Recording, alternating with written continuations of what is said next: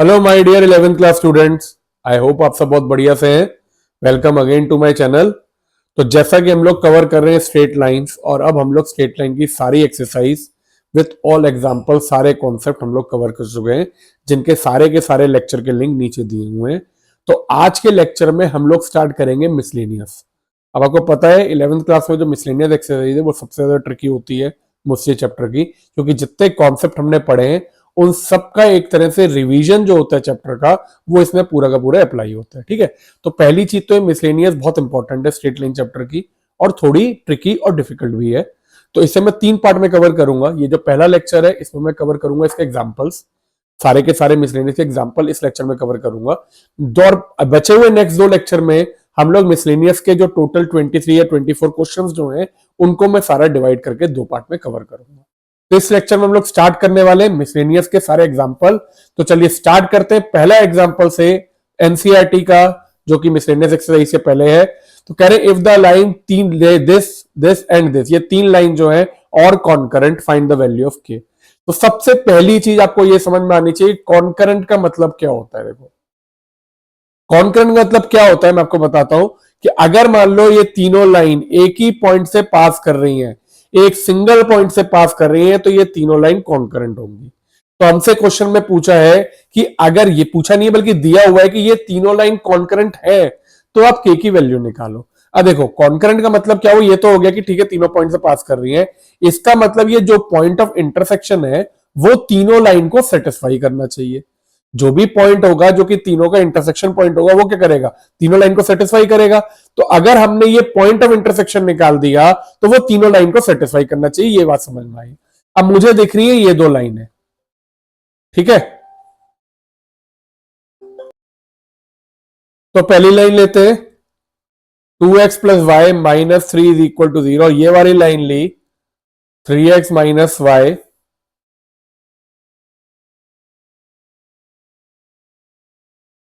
अब इन दोनों को सॉल्व करके मैं ये जो पॉइंट पी की बात कर रहा हूं पॉइंट ऑफ इंटरसेक्शन निकाल सकता हूं।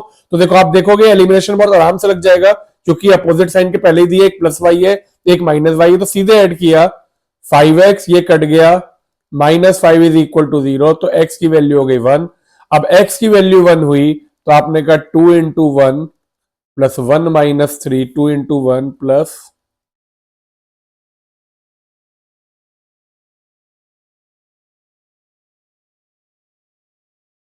तो y की वैल्यू कितनी हुई, 2 माइनस 3 इज -1, y की वैल्यू हुई 1। तो आपका point of intersection, point P आ गया तुम्हारा 1,1। ठीक है, अब ये जो पॉइंट P है, this point will also satisfy this third equation, 5x plus K y minus 3 equal to 0। This point also satisfy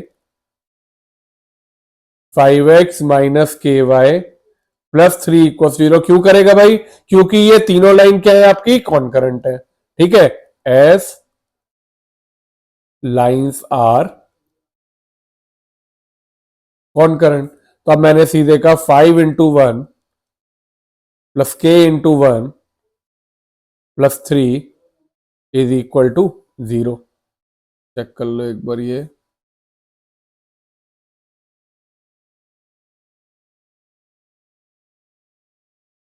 तो यहां से आपने कहा 5 प्लस 3 प्लस के इज इक्वल टू 0, तो के की वैल्यू आ गई -8। -8 वैल्यू आ गई के की। ठीक है, अच्छा ये लाइन हमने गलत लिख दी, 5x प्लस के वाई -3 है। जैसे सही कर लो पहले एक बार, वापस सही कर लेते हैं। 5x प्लस के वाई -3, तो यहाँ पे आपका -3 होगा, तो ये आपका होगा 5 -3, 5 -3 प्लस के इज इक्वल टू 0, तो आपका ये होगा 2 प्लस के इज इक्वल टू 0, या के की वैल्यू -2 आएगी। देयरफॉर के की वैल्यू जो है वो आपकी आ गई, के इज इक्वल टू -2। ठीक है, तो इस तरह से आप क्या कहते हैं, आप कोई भी पॉइंट को, अगर 3 लाइन कॉन्करेंट दी है, अगर चेक करना है, कई बार क्वेश्चन ये भी हो सकता है कि check the line are concurrent और नॉट, तो अभी कुछ नहीं है, 2 लाइनों को सॉल्व करो, इंटरसेक्शन पॉइंट निकालो, वो तीसरी लाइन को सेटिस्फाई करना चाहिए। तो आई होप ये क्लियर है, की वैल्यू -2 आ गई है। अब चलते हैं एग्जाम्पल 12 पे। Example 12 is very very important, ध्यान से समझिएगा। कह रहे find the distance of the line, एक ये लाइन दी है 4x minus y is equal to 0। मान लो क्या कहते हैं, लाइन जो है अगर मैं कोऑर्डिनेट्स में बनाना चाहूं, x 0 है तो y भी 0 होगा, ओरिजिन से तो पास होगी। अगर मैं y को 1 डालूं तो x क्या होगा आपका 1/4 होगा, मतलब तो ये लाइन इस तरह से पास होगी। अगर मैं x को 1 डालूं तो y आएगा 4, तो आपका ये इस तरह से लाइन पास हो जाएगी। ठीक है, कह रहे find the distance of the line this from the point 4,1। 4,1 कहां पे होगा पॉइंट, मान लो यहां पे हो सकता है, ये एक पॉइंट है 4,1, ये एक लाइन दी हुई है एम एन। तो they are saying find the distance of the line from the point this. तो ये तो क्वेश्चन बड़ा आसान हुआ, यहां से सीधे डिस्टेंस निकाल दो, परपेंडिकुलर डिस्टेंस, लेकिन नहीं, आगे पढ़िए। Measured along the line making 135 degree with the positive x axis. मतलब एक लाइन जा रही है आपकी, ये आपको सीधे मेजर नहीं करना भैया, ऐसा नहीं है कि आप सीधे परपेंडिकुलर डिस्टेंस निकाल दो। आपको क्या करना है, इन्होंने थोड़ा सा और समझदारी दिखाई, इन्होंने कहा भाई ये मेजर करो ऐसे कि एक लाइन जा रही है इससे ऐसे, जो कि आपका 135 डिग्री एंगल बना रही है विथ पॉजिटिव एक्स एक्सिस। तो आपको ये डिस्टेंस निकालना है। मान लो ये पॉइंट हो गया P, तो आपको ये PQ डिस्टेंस निकालना है, जो कि परपेंडिकुलर नहीं होगा। ठीक है ना, तो आपको समझ में आ गया क्वेश्चन में फर्क क्या है। अगर आपको खाली डिस्टेंस पूछा होगा पॉइंट P के, इससे आप परपेंडिकुलर डिस्टेंस निकालोगे, क्योंकि आगे का measured along the line making angle of 135 degree with the positive x axis. इसका मतलब है कि ये पॉइंट एक ऐसी लाइन पे लाई कर रहा है जो कि एक्स एक्सिस के साथ 135 डिग्री एंगल बना रही है, और मुझे इस पॉइंट का डिस्टेंस इसके उनके पॉइंट ऑफ इंटरसेक्शन से निकालना है। अब सबसे पहला काम मैं क्या कर सकता हूं इसमें, देखो आपको एक लाइन तो दी हुई है, इक्वेशन ऑफ mn, वो तो दी हुई है 4x minus y is equal to 0। आपको पॉइंट भी दिया हुआ है q 4,1। अब डिस्टेंस निकालने के लिए मेरे को जो चाहिए वो चाहिए पॉइंट P। अब इस पॉइंट P को निकालने के लिए सबसे पहले आप क्या करो, इस लाइन की इक्वेशन निकालो। तो आपने करना हो equation of line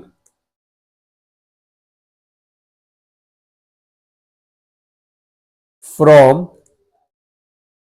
point Q 4,1 and theta कितना हुआ 135। तो पहले तो m निकालते हैं, m is equal to tan 135 degree which will be m tan 90 plus 45 which will be in second quadrant. Second quadrant में tan नेगेटिव होता है, ट्रिग्नोमेट्री 11th क्लास की, तो सेकंड क्वाड्रेंट में 90 plus 40 second quadrant, tan 90 plus theta change भी होगा तो minus cot 45 degree which is -1। तो m की वैल्यू आ गई -1। ठीक है, अब आपने कहा therefore equation y minus 1 is equal to -1 x minus 4। इसे सॉल्व कर लेते हैं, y minus 1 is equal to -x plus 4।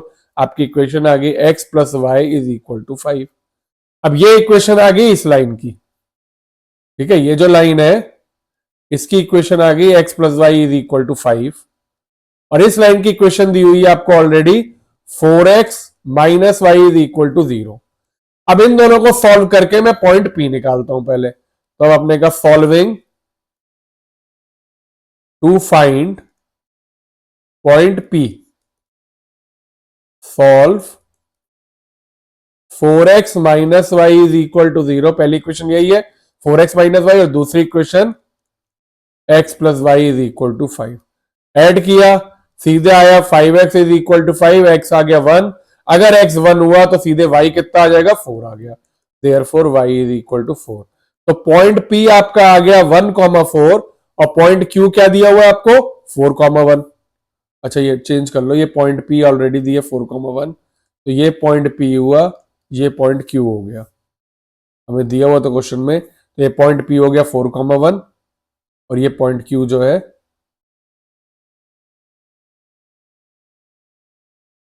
To find point Q निकाला हमने इंटरसेक्शन, तो आपका पॉइंट Q आ गया 1,4, और पॉइंट P मुझे ऑलरेडी दिया हुआ है 4,1। Therefore PQ is equal to root के अंदर x2 minus x1 which is 4 minus 1 का होल स्क्वायर प्लस 1 माइनस 4 का होल स्क्वायर। तो PQ आपका आ जाएगा 3 का स्क्वायर प्लस 3 का square which will be 9 plus 9 root 18 which is 3√2।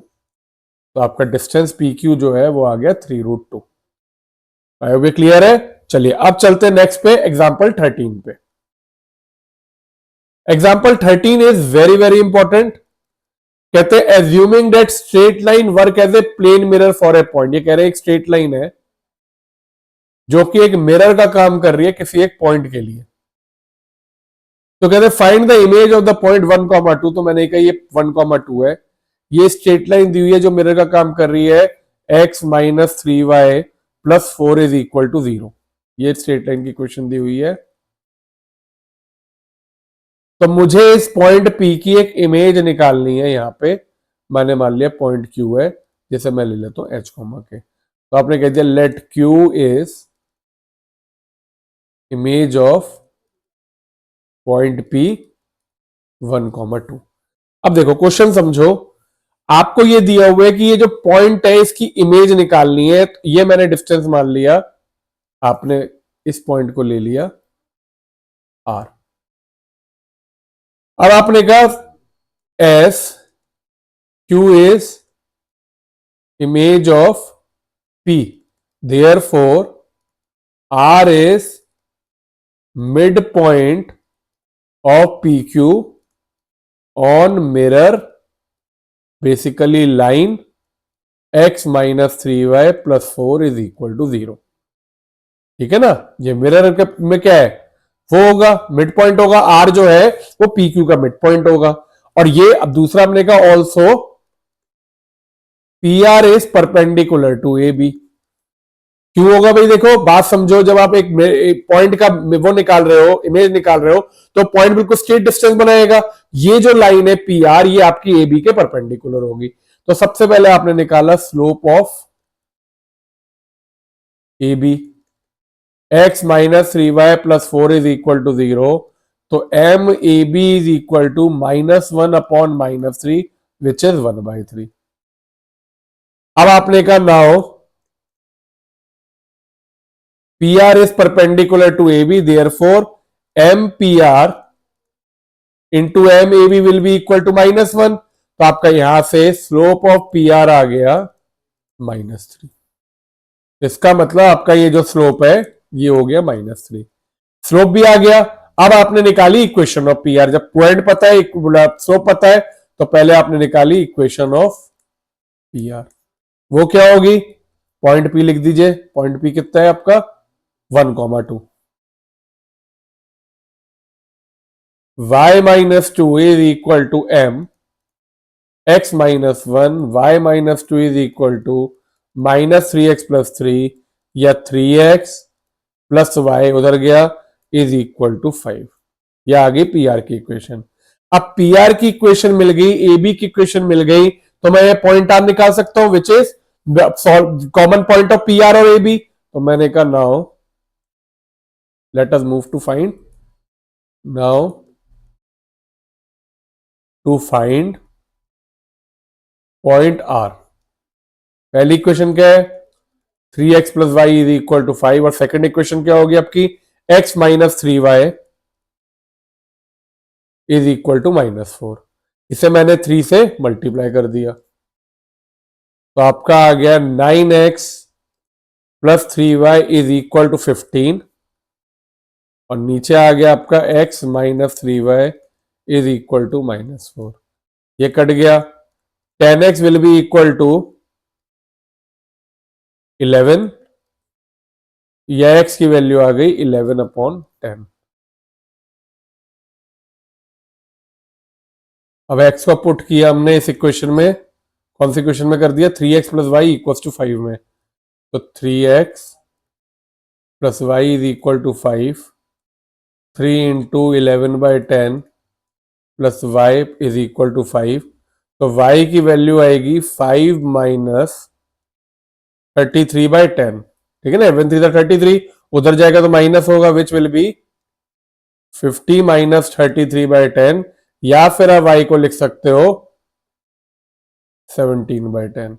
अब आपका x और y आ गया, बेसिकली आपका पॉइंट आ गया R। R पॉइंट क्या आ गया आपका 11/10 कॉमा 17/10 मिड पॉइंट ऑफ, किसका मिड पॉइंट है? पॉइंट पी पॉइंट क्या है आपका? 1,2 और दूसरा पॉइंट आपने लिया हुआ है h कॉमा के।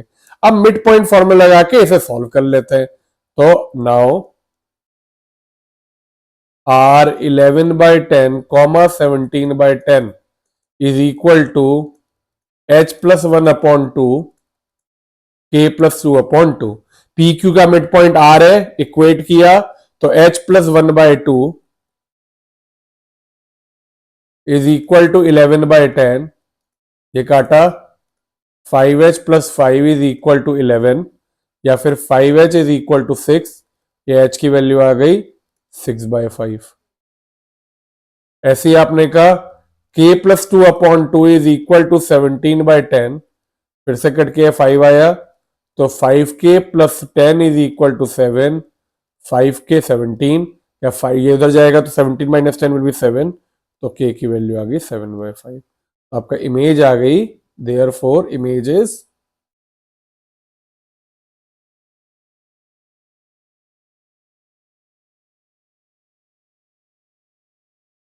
6/5, 7/5। This is your required point।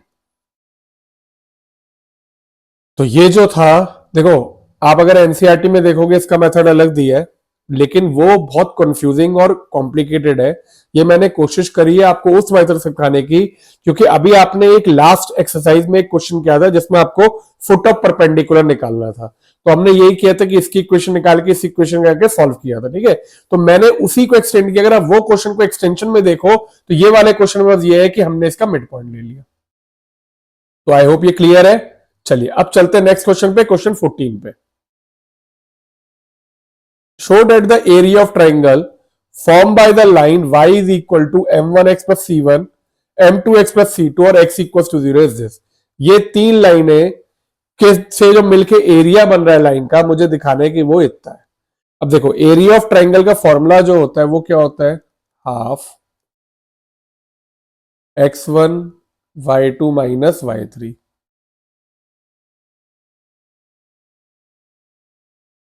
Plus x2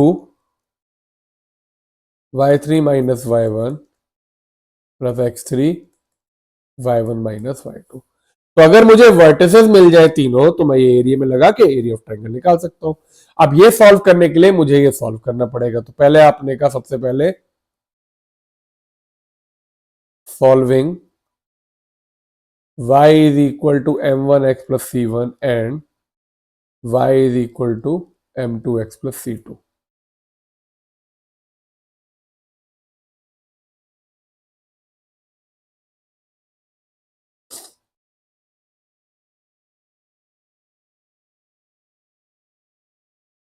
x will be equal to, ठीक है, अगर x ये होगा तो आपने डाला यहां पे m1x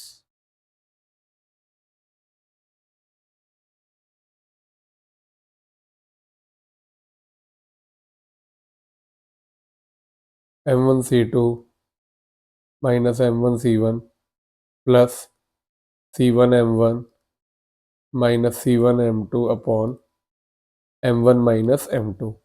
अब ये कट गया तो आपका यहां से आ गया y की वैल्यू आ गई m1c2 minus m2c1 upon m1 minus m2। तो मेरा पहला पॉइंट जो इन दोनों को सॉल्व करके आया, पहला पॉइंट मैं लिख सकता हूं यहाँ पे p will be equal to c2 minus c1 upon m1 minus m2 upon m1c2 minus m2c1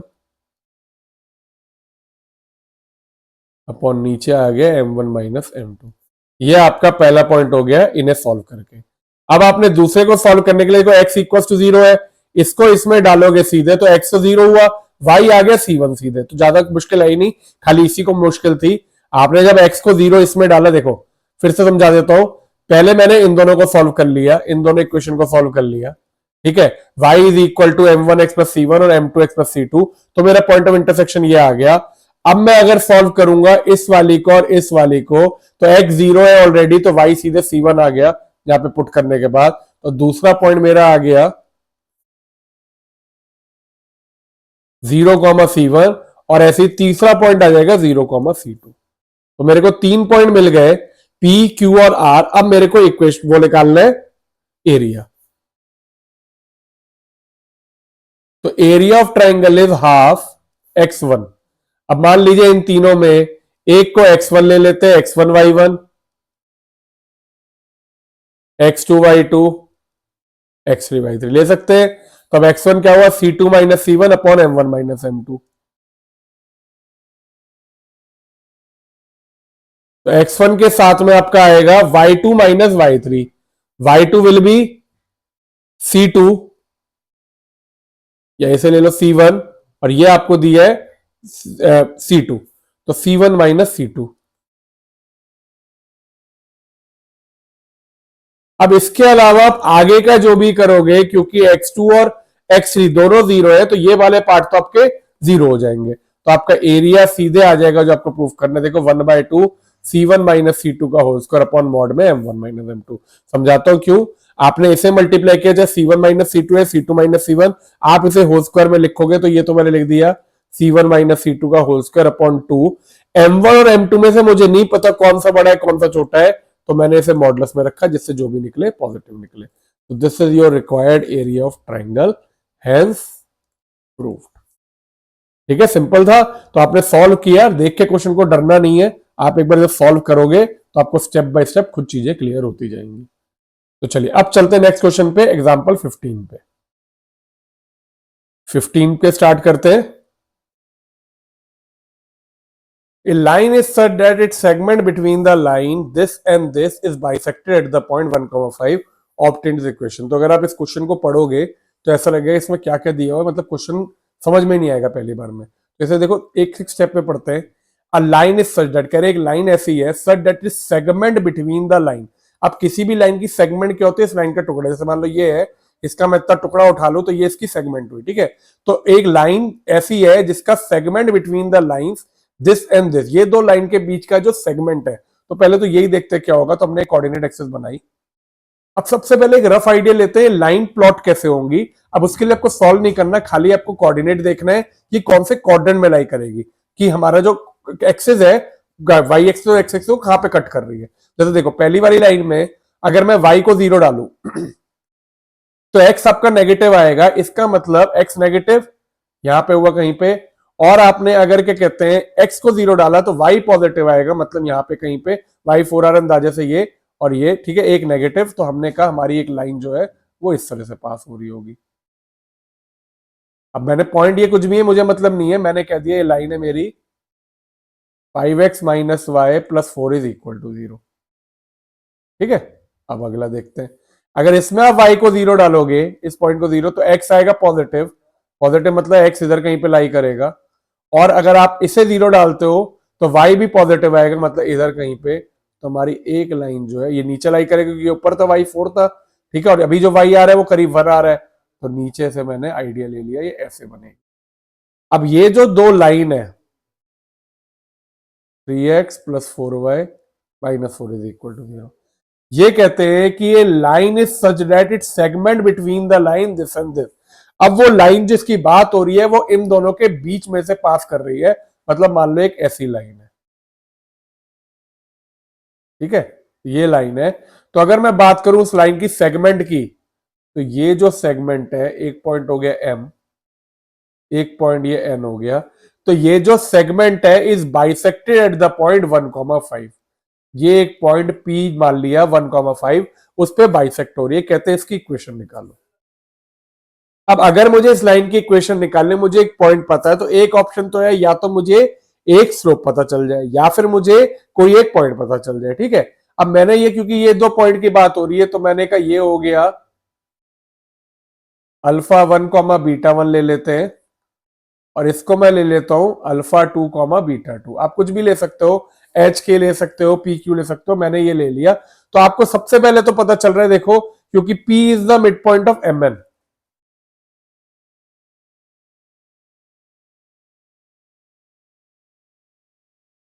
तो इसका मतलब P 1,5 is equal to M N का मिड पॉइंट मतलब कि alpha one plus alpha two upon two, beta one plus beta two upon to.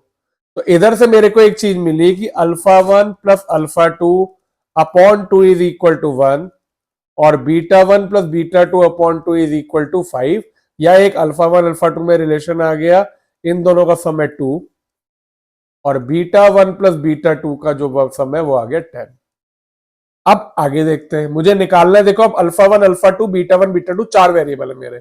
अब मैंने कहा जो पॉइंट एम है, आप देख रहे हो ये वाला जो पॉइंट है एम, ये इस लाइन के ऊपर लाई करेगा, तो ऑब्वियसली ये वाला जो पॉइंट है ये इसको सेटिस्फाई करेगा, ठीक है। तो आपने अब कहा point M satisfy 5x minus y plus 4 is equal to 0। तो अगर मैंने कहा देयर फोर, या ऑल्सो लिख लो, also point M satisfy 5x minus y plus 4 is equal to 0। M point क्या है, अल्फा वन बीटा वन, तो 5 alpha one minus beta one plus 4 is equal to 0। एक इक्वेशन तो ये आ गई। अब अगर मैं वैसे सोचूं तो मेरे को ये पता है बीटा वन क्या है, बीटा वन और बीटा टू में ये रिलेशन है। चलो पहले आगे करते फिर मैं समझाता हूं इसको। पॉइंट एम ये हो गया। इसके अलावा अगर आप देखोगे पॉइंट एन इस इक्वेशन को सेटिस्फाई करेगा, तो आपने कहा also point N alpha two beta two satisfy किसे, 3x plus 4y minus 4 equal to 0। इसको सेटिस्फाई कर रहा है ये, तो अगर ये इसे सेटिस्फाई कर रहा है तो आपने यहां पे अल्फा टू बीटा टू डाल दिया, तो 3 alpha two plus 4 beta two minus 4 is equal to 0। तो अब आपके देखो ये अल्फा टू बीटा टू में एक रिलेशन आ गया, ये अल्फा वन बीटा वन में आ गया। अगर मैं यहां से चाहूं तो मैं बीटा वन निकाल सकता हूं, वो होगा 5 अल्फा वन प्लस 4। ये बीटा वन उधर गया तो 5 अल्फा वन प्लस 4। तो मैंने इधर से क्या किया, यही आइडिया लेके मैंने बीटा टू निकाला, तो बीटा टू के लिए ये उधर जाएगा 4 माइनस 3 अल्फा टू, या बीटा टू मेरा हो गया 4 माइनस 3 अल्फा टू अपॉन 4। अब ये बीटा वन बीटा टू, ये वाला है बीटा वन और ये बीटा टू, मैंने पुट कर दिया इस इक्वेशन में, तो ये इक्वेशन अल्फा वन और अल्फा टू में आ जाएगी, ठीक है। तो अब आपने कहा as beta one plus beta two is equal to 10। Beta one plus beta two 10 है। बीटा वन की जगह मैंने डाला 5 अल्फा वन प्लस 4। अब बीटा टू की जगह डाला मैंने 4 minus 3 alpha two upon 4 is equal to 10। अब एलसीएम लेके एक इक्वेशन बनाते हैं इसमें, तो एलसीएम लिया तो ये आ गया 20 alpha one plus 16 plus 4 minus 3 alpha two upon 4 को उधर ले गए तो ये 40 हो गया। तो इधर से आपका आ गया 20 alpha one minus 3 alpha two plus 16 plus 4 is 20। 20 में से 40 गया तो इट विल बी 20। ये एक इक्वेशन आई, और दूसरी आई मेरे पास इक्वेशन तुम्हारी alpha one plus alpha two is equal to 2। अब सॉल्व करने के लिए बहुत आसान है, इसे 3 से मल्टीप्लाई कर दीजिए। 3 से मल्टीप्लाई किया तो मेरा आ गया एक इक्वेशन, पहली वाली तो सेम रही, 20 alpha one minus 3 alpha two is equal to 20। Second वाली में मैंने कहा 3 alpha one plus 3 alpha two is equal to 6, add किया तो यहां से आपको मिलेगा 23 alpha one is equal to 26, या अल्फा वन की वैल्यू आ गई 26/23। अब अल्फा वन से हम लोग निकालते हैं बीटा वन, तो आपको पता है अल्फा वन और बीटा वन में रिलेशन के लिए हम लोग कहां पे जाए, हाँ alpha one plus alpha to 2 है, हाँ ये रहा, beta one is 5 alpha one plus 4, beta one is 5 alpha one plus 4, तो बीटा वन इज 5, 26/23 +4 सॉल्व किया 130 प्लस एलसीएम ले लेते हैं 23 × 4 भी कर लेंगे इधर 92/23 इसे ऐड करेंगे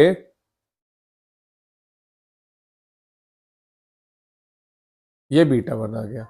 अब देखो आप चाहो तो α2 β2 भी निकाल सकते हो लेकिन वो टाइम वेस्ट है, चाहते हो तो आप निकाल लो क्योंकि मुझे इक्वेशन निकालनी है किसकी, इसकी। एक पॉइंट मुझे ये पता है, एक पॉइंट ये आ गया तो आपने कहा इक्वेशन ऑफ सेगमेंट mn। तो एक पॉइंट तो हो गया आपका m विच इज α1 कितना है 26/23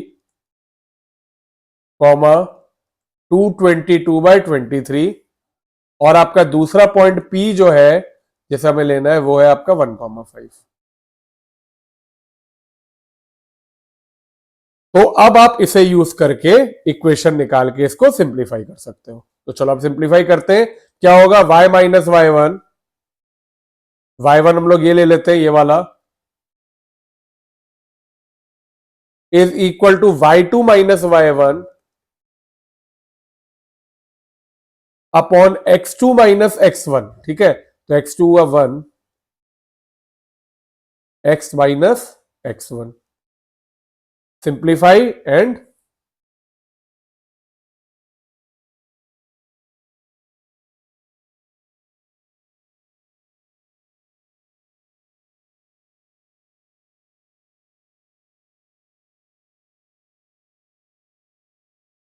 एलसीएम लिया इधर, इधर 23 माइनस 26 माइनस 3/23 x माइनस 1 ये कट जाएगा। इधर से आप 115 में से 222 को माइनस करेंगे फिर, और यहां पे आएगा फिर माइनस किया तो y minus 222/23 is equal to minus 107 upon minus 3 x minus 1। अच्छा ये 1 नहीं होगा, देखो ये 26/23 होगा क्योंकि मैंने यही गलती कर दी ना। देखो y1 लिया है तो x1 ये होगा, तो दिस इज 26/23 अगेन 26/23। आप अगर उसको लेते इसको 5 लेते तो 1 आता, लेकिन हमने क्योंकि ये 222/23 लिया है तो ये हुआ, ये यहाँ पे कट हो गया y minus 222/23 is equal to 107/3 x plus 107/3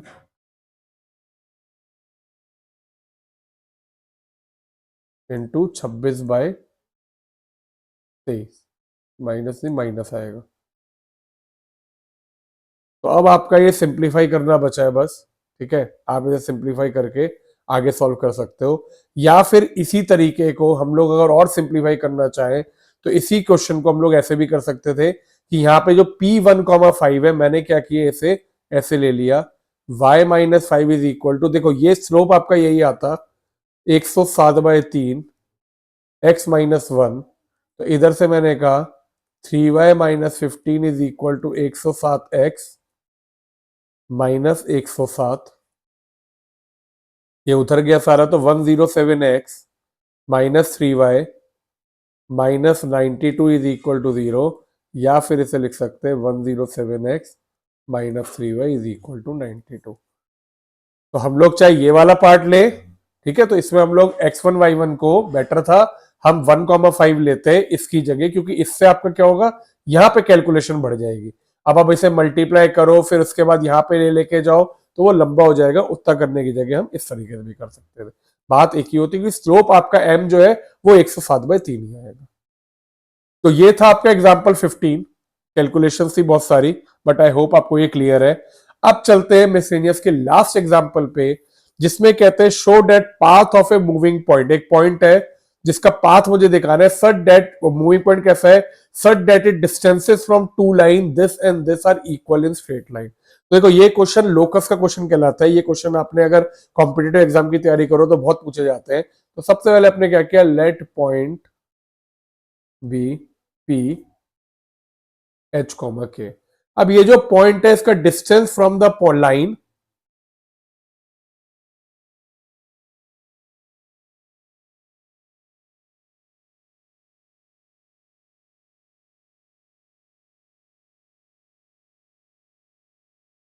are equal, ये डिस्टेंस इक्वल है एंड ये प्रूफ करना है कि ये स्ट्रेट लाइन है। तो मैंने पहले इससे डिस्टेंस लिया पी का इस वाले से, आपको डिस्टेंस फॉर्मूला पता क्या होता है, A X one plus B Y one plus C upon root A square minus A root A square plus B square. ठीक है, तो आपने कहा 3x माइनस 2y, एक्स और वाई की जगह आपका एच और के आएगा क्योंकि पॉइंट मैंने एच और के लिए। तो 3h minus 2k minus 5 upon root के अंदर 9 plus 4, this is equal to, इधर डाला मैंने, दूसरा पॉइंट क्या है 3h plus 2k minus 5 upon root के अंदर, यही आ गया। अब ये रूट 13 और रूट 13 तो कट जाएगा। ठीक है, अब ये मॉड है तो मैंने क्या किया, same 3h minus 2k minus 5 is equal two plus minus 3h plus 2k minus 5। तो अब एक बार लिया मैंने प्लस, तो 3h minus 2k minus 5 is equal to 3h plus 2k minus 5, ये कट गया, आपका आया यहां से minus 4k is equal to minus 5 plus 5 0, या k इज इक्वल टू 0। देखो k इज इक्वल टू 0 मतलब एक तरह से y इज इक्वल टू 0 आया, just as equation of straight line. और अब आपने लिया also 3h minus 2k minus 5 is equal to minus 3h plus 2k minus 5, इसको किया यहां पे, तो minus 3h minus 2k plus 5, ये कटा, 6h is equal to 5 plus 5 10, h की वैल्यू आ गई आपकी 5/3। तो चाहे आप ये देखो या ये देखो, देखो x इक्वल्स टू 5/3 या y equals to 0, both x equals to 5/3 और y equals to 0 represents equation of straight lines. अब ये x और y क्यों लिया, क्योंकि देखो h और k एक जनरल कोऑर्डिनेट थे, जब ये पॉइंट मूव कर रहा है तो ये h और k चेंज होते रहेंगे, तो उससे मैंने x y से रिप्रेजेंट करके या तो x इक्वल्स टू 5/3 या y इक्वल्स टू 0, ये दोनों आपकी स्ट्रेट लाइन की इक्वेशन रिप्रेजेंट कर रही है, जो कि मुझे ये प्रूफ करना था कि अगर ये डिस्टेंस इक्वल है तो they will move in a straight line. तो ये हमने एग्जांपल 16 कर दिया। इसी के साथ मेरे मिसलेनियस के जितने एग्जांपल थे 11 टू 16 वो खत्म होते हैं। आई होप आपको ये क्लियर है, क्योंकि नेक्स्ट लेक्चर में हम लोग कवर करेंगे मिसलेनियस एक्सरसाइज, जिसमें हम लोग सारे के सारे मिसलेनियस के क्वेश्चन 2 पार्ट में कवर करेंगे जैसा मैंने बताया। लेकिन आप लोगों से रिक्वेस्ट है कि जो लोग नए हैं चैनल को जरूर सब्सक्राइब करना और वीडियो को लाइक और शेयर जरूर से करना। मिलते हैं अगले लेक्चर में, तब तक के लिए अच्छे से पढ़िए, ध्यान रखिए, टेक केयर स्टूडेंट्स।